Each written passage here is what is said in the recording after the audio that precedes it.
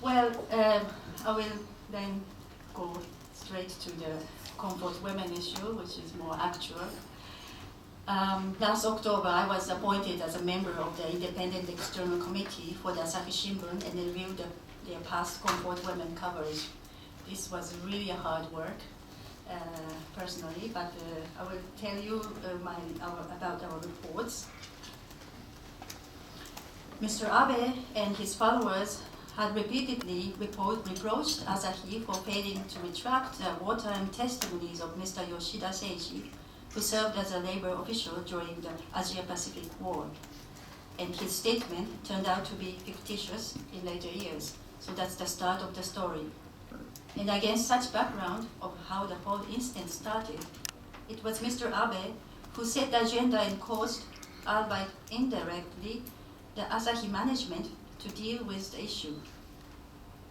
The management, as I interviewed them, was made to fear that unless it reviewed its past reports on the comfort women issue, it would not be able to live up to their reputation as a quality paper.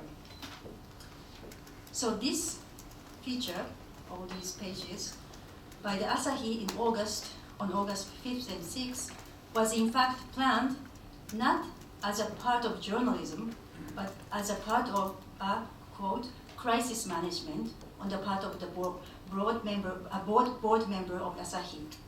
And it turned out to be a remarkable success on the side of Mr. Abe and a dreadful mistake on the side of Asahi, which maybe you all know. When Asahi retracted the article that contained quotes by Yoshida Seiji, its rival, Yomiuri, aggressively campaigned against the paper and claimed its correctness by contrasting its own with those of Asahi. The truth was, however, that Yomiuri also covered Yoshida, and it didn't retract its own article. And Yomiuri has been the most reluctant paper to report on the comfort women issue throughout these years. But not only Yomiuri, but also the liberal left-leaning Mainichi followed this move and attacked Asahi in order to gain back its lost circulation, as well as its influence on society as a purveyor of the zeitgeist of the nation. The whole affair was a battle over hegemony among Japanese national media. And the easiest and simplest way to take hegemony in the current popular sentiment is to be in line with mainstream views. And I measured the amount of the articles in each paper. And since 2009, the conservative Sankei has caught up with the liberal Asahi in terms of the number of articles on comfort women published. So we see a clear trend from this table that Asahi reporters have been discouraged to write about the comfort women issue since 1990. So at first, during the 90s, they are encouraged and they thought that it should be covered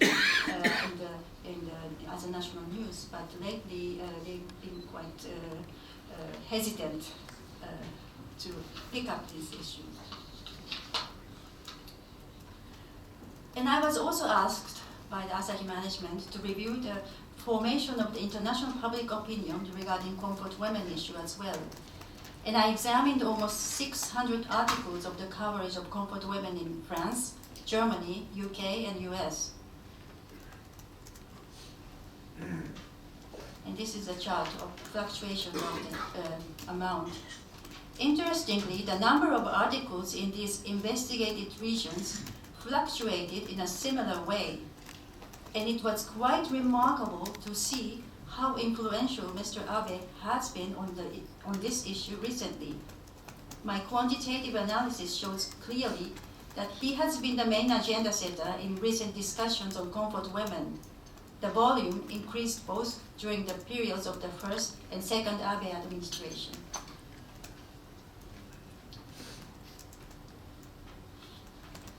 And these are the names of politicians and other figures that were frequently quoted in comfort women coverage.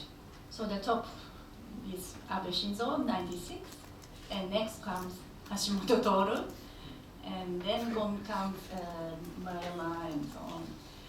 Interestingly, Momii of NHK is also on the list too.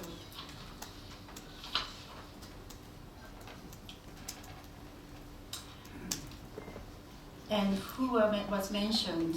And Abe was the most mentioned politician or most mentioned person throughout.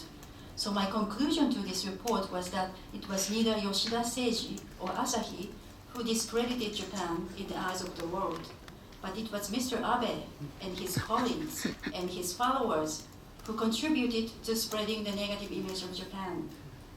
His visit to Yasukuni, since Yasukuni Shrine, together with a move to review Japan's war apology, Kono Danwa, was nothing but offensive and was seen as an offensive and reckless provocation from the perspective of countries that suffered most under Japanese imperialism. But this, at the same time, suggests that Mr. Abe is the key for resolving this entangled relationship with neighboring countries. If he makes strenuous efforts to find an alternative path, perhaps in conjunction with his initiative to make a society with shining women, as well as the 70th anniversary year since the end of the World War II, it would make an extraordinary positive impact on international public opinion. So that's all. Thank you very much.